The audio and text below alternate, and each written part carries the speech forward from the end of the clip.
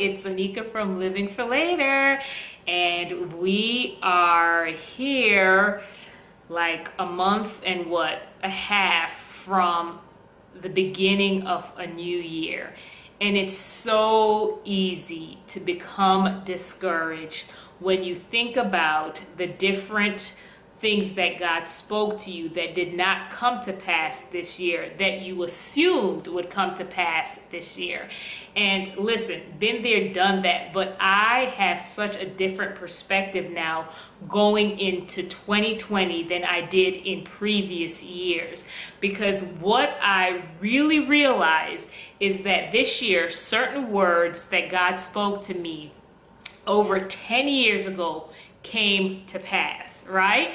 And honestly, some of those things I had kind of pushed to the side because they didn't come to pass in the timeline that I had set for myself.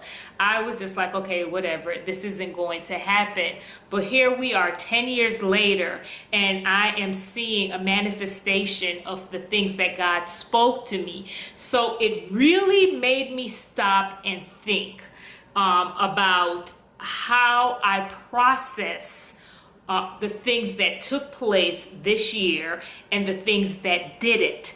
Whereas before I would be discouraged or disappointed, I'm now stopping to say, hold on.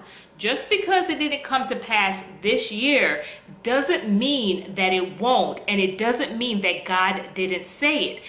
See, as human beings, we are very interesting. It's God tells us something. He doesn't give us a timeline, but in our minds, we're thinking, okay, God, if you said that you're going to bless me with a spouse, it only makes sense that since I'm about to, graduate or move to a different state, that it only makes sense that it should happen in this timeline. So we take what God spoke to us, right? And then we put our own timeline on it. And then we say, when it doesn't come up to pass in the timeline we gave ourselves, not the timeline God spoke to us. So when it doesn't come to pass in our timeline, then we say, oh, forget it. God didn't speak it. Oh, God, you are not faithful. And he's like, wait a minute.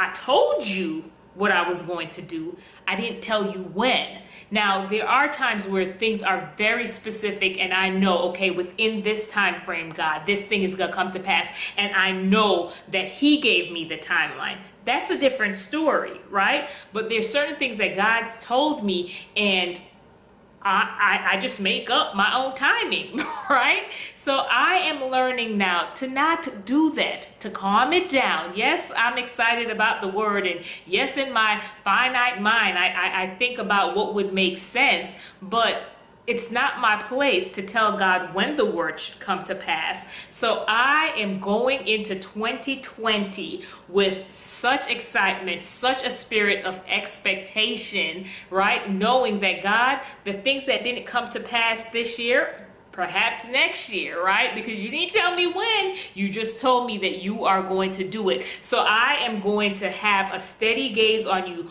Hold on to that word that you gave me. And if I get to the end of 2020 and that word still hasn't come to pass, I'm not going to be discouraged, right? I'm still going to believe you that, hey, 2020, 2021, if I'm still living, God willing, and I'm still here, still another year for me to believe. So shift your perspective.